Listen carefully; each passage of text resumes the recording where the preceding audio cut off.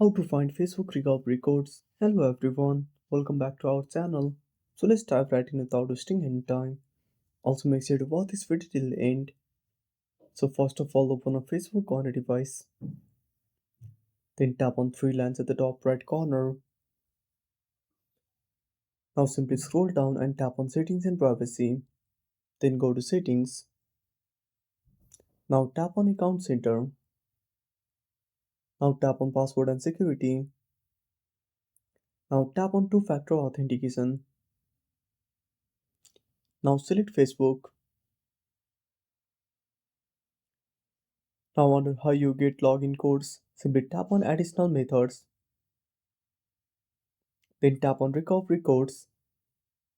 Then tap on turn on. Now wait for some time. And that's it. Thanks for watching. Make sure to subscribe our channel and hit the bell icon. See you in the next video.